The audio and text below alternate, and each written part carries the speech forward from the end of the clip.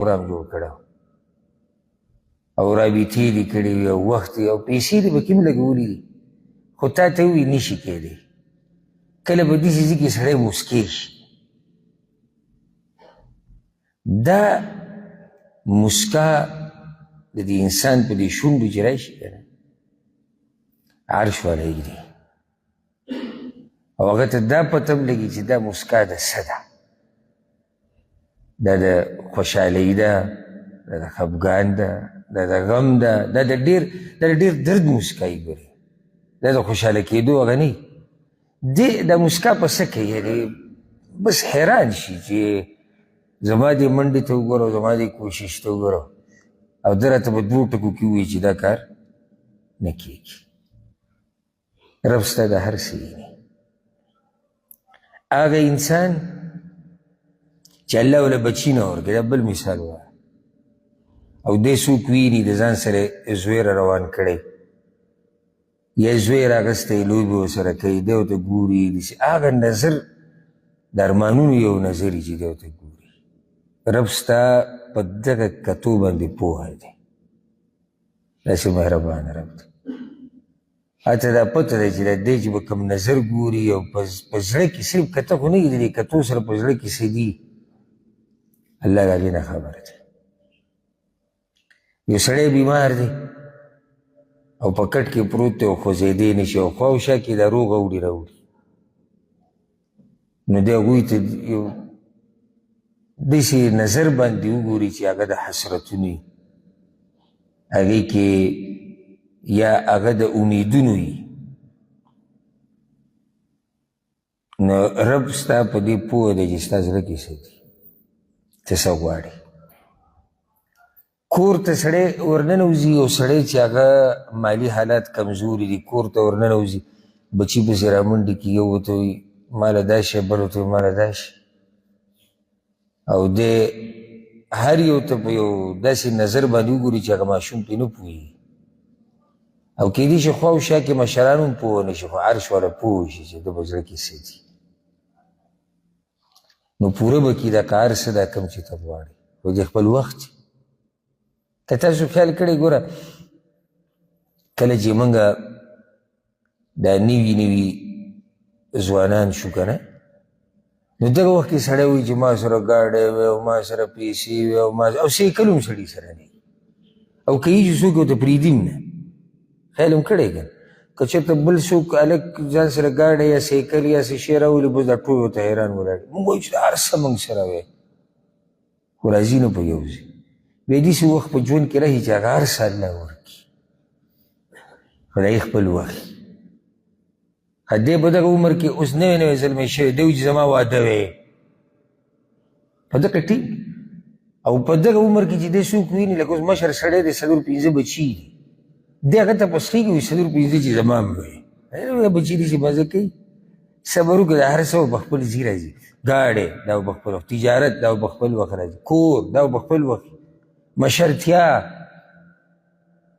جرګو کې کېناسته د خبرې خاوند جوړېده د دې هر څه به خپل وخت راځي نو ته به میوه د پخېدو نه مخکې نه شو کې میوه پرېږدې چې څه شي پخه شي نو راوی به یې شو کې او به یې خورې او مزه به ترې والې او خرڅه به هم کې پیسې به هم وګټي نو چې داسې دې را شو کولی چې هله پخه شوې نه ده هېڅ کار دې نه کړه یو سړی ماته وایي چې د آیت تا موږ ته بیان کولي مقصد زما د خبرې دا دی کم رب چې رسول الله وسلم ولیدو چې دی دا مخ په مخه اړی راړی او د اسمان ته ګوري هغه ارمان ورته معلوم هغه ارمان یې ولې پوره کړو که نه هغه رب به زموږ د ارمانونه هم پوره کوي انشاءالله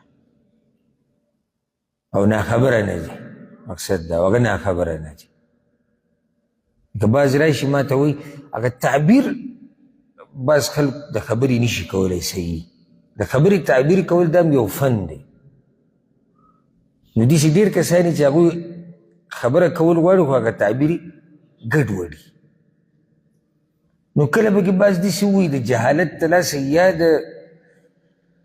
د علم د کمي د لاسه به موږ ووایو تعبیر ولا نه ورځي یاره بس چې الله به خبر نه وي دا موږ چې دومره ده حالانکې دا خبره چې ګوره قصدن عمدن څوک کوي نو په دې باندې انسان کفر ته ځي سړی وایي چې الله به خبر نه وي. خو زه دا عذر دې وروڼو له ګورم چې هغه څوک چې دا خبره کوي هغه په دې نیت نه کوي، کوم چې جاهلان دي هغه سخت یې ډېر والی راوالی او هلته د سره علم نه یو کله پکې دا خبره الله ګور الله د هر څه نه خبر دی. دا بچایي ټوله د چا ده؟ د الله ده. دا کیدی شي چې د چا به بچایي کېږي یو کار کېږي او هغه ته خبر نه وي، ته خبر دی نو ستا یې د هر څه نه خبر دی، ستا د زړه کې چې کوم ارمانونه وړي راوړي دې نه خبر دی. کله انسان اسمان ته داسې وګوري بس داسې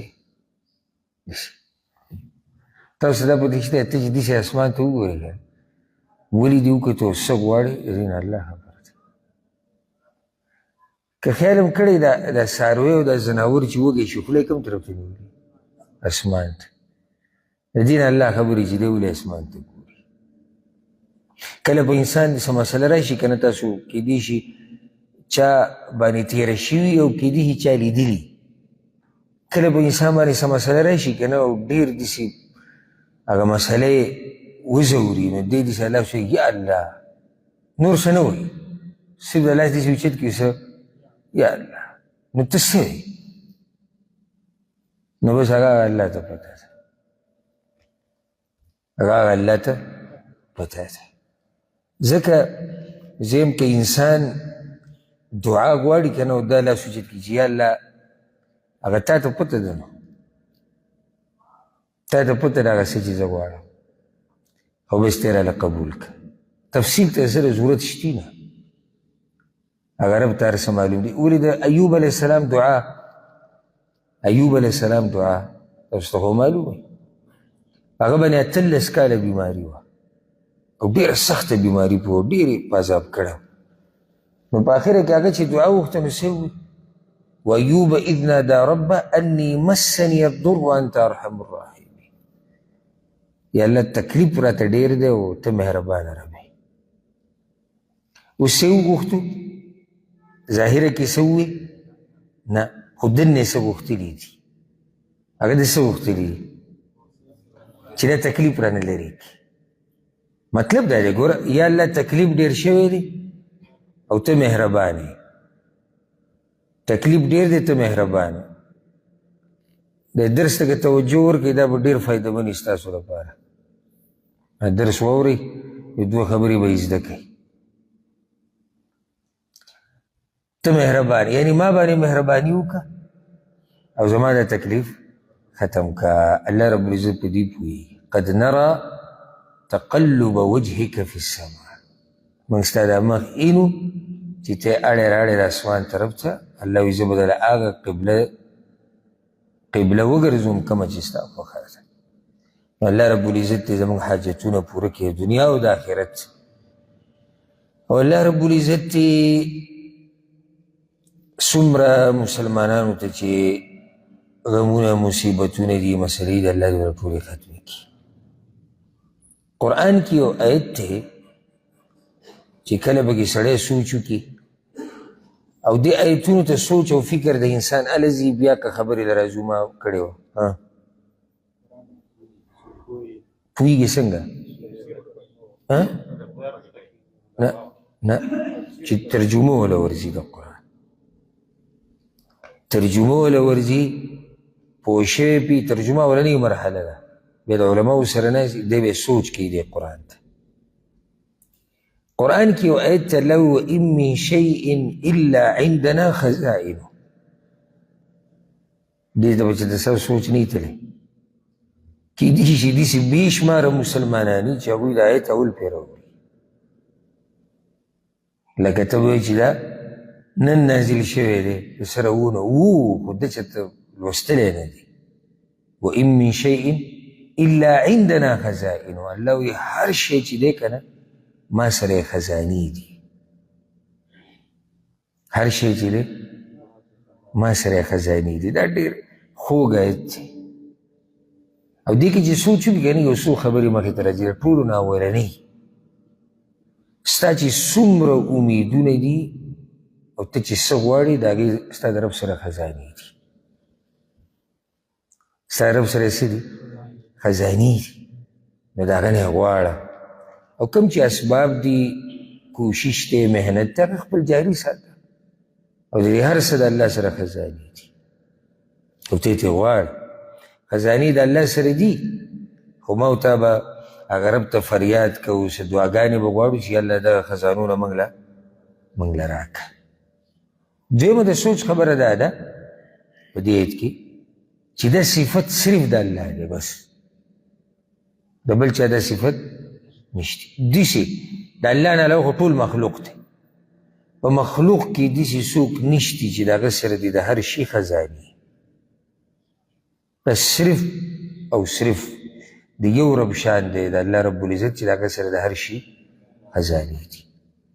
که څوک دا عقیده لري که نه چې خزانې د رسول صلی الله علیه وسلم سره هم دي، د ځمکې او د اسمانونو خزانې د رسول صلی الله علیه وسلم سره دي، او کنجیانې د هغه سره دي، دا عقیده د شرک او د کفر ده. ولې؟ ځکه چې رسول صلی الله علیه وسلم یې برخدار کړو د چا سره؟ د الله سره. یو خو دې دا مسله راووته.